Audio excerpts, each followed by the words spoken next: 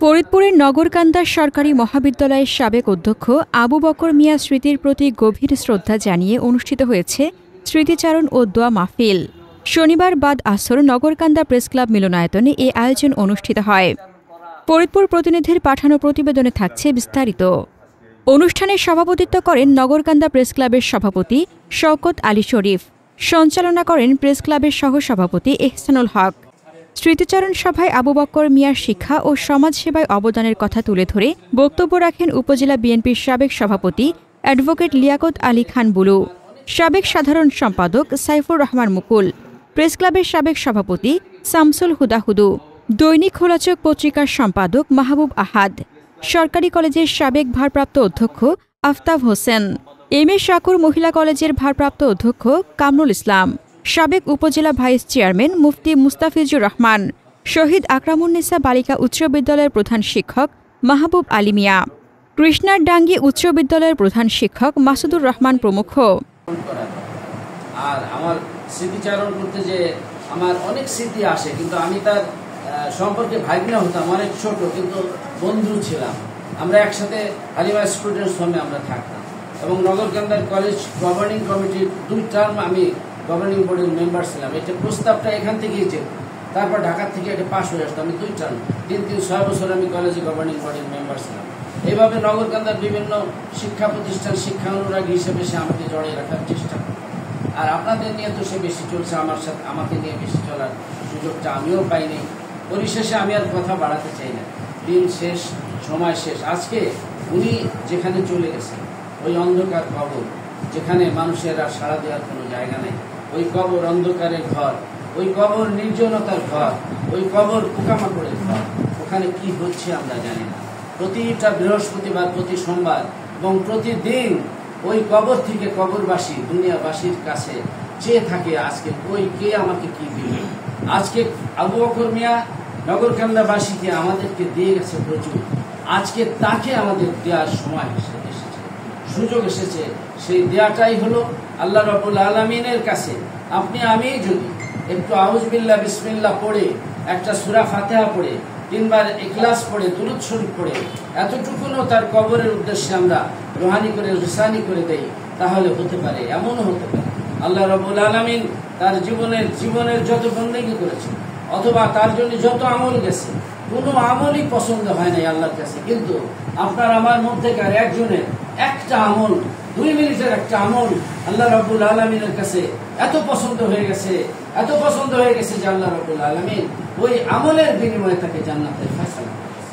79-এ আমি এলাকায় ফিরে আসি, ওখানেও রেজিস্ট্রেশন করা ছিল, আমি এখানে এসে নতুন রেজিস্ট্রেশন করি। আসার পরপরই স্যারের সাথে আমার পরিচয়। স্যার এমন একজন মানুষ, আপনি দেখবেন খুদে বিজ্ঞানী তৈরি করার ক্ষেত্রে উনি পারদর্শী ছিলেন। আমাদেরকে নিয়ে বিজ্ঞান ক্লাব করেছেন, আমাদেরকে দিয়ে খেলাঘর করেছেন। আমি খেলাঘরের সাহিত্য সাংস্কৃতিক সম্পাদক ছিলাম। স্যার আপনি সমাজপতি বলেন, শিক্ষায় বলেন, শিল্প সাহিত্যে বলেন, কোন জায়গা তার মানে পদচারণা ছিল না, সব জায়গাতেই ছিল।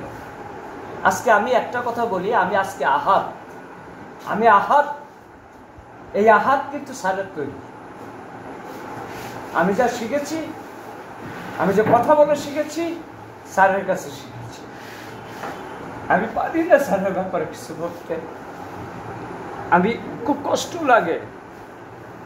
আমি 89-এ একটা মামলা করেছিলাম ঢাকা, নগরকান্দা কেউ যায়নি, উনি আমাকে দেখতে গিয়েছিলেন।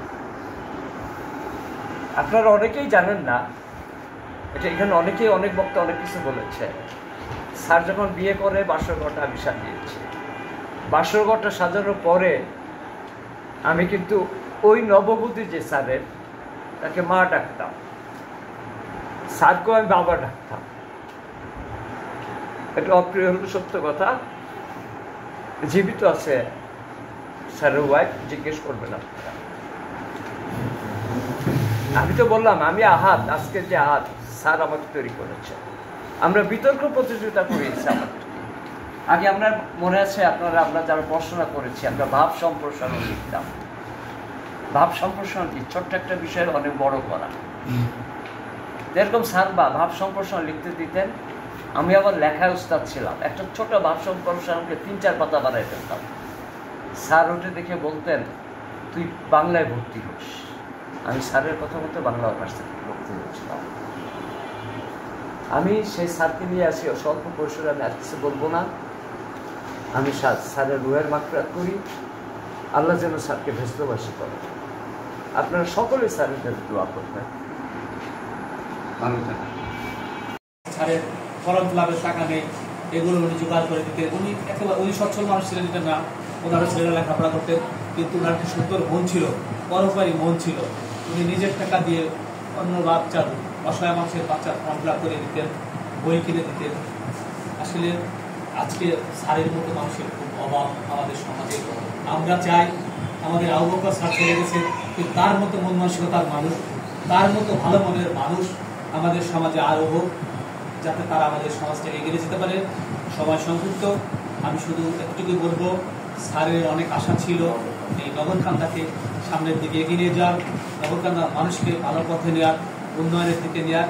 আজকে ছাড় নেই, স্যারের অসমাপ্ত কাজ। আমরা সকলে মিলে, স্যারের যারা ছাত্ররা আছি, স্যারের যারা শুভাকাঙ্ক্ষী আছি, তার সাথে যারা চলেছেন, তারা এখানে আছেন, আমরা সবাই মিলে স্যারের অসমাপ্ত কাজকে সমাপ্ত করব এবং আল্লাহ রাব্বুল আলামিনের কাছে কায়মানা করতে প্রার্থনা করি, আল্লাহ তুমি আমাদের প্রিয় স্যার আবু বকর স্যারকে জান্নাত নসিব করিও। অনুষ্ঠানে আরও উপস্থিত ছিলেন প্রেস ক্লাবের সাবেক সাধারণ সম্পাদক মাহফুজুর রহমান, জাকির হোসেন জাকারিয়া, রেজাউল করিম সেলিম, গোলাম মোস্তফা প্রমুখ। সভাপতির সমাপনী বক্তব্যের পর নগরকান্দা মডেল মসজিদের ইমাম আজিজুল হকের পরিচালনায় অনুষ্ঠিত হয় দোয়া ও মোনাজাত।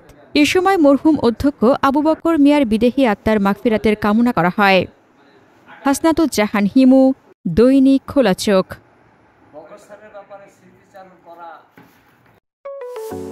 আপনার স্বপ্নের যাত্রা হোক ফ্লাই ইনফিনিটির সাথে।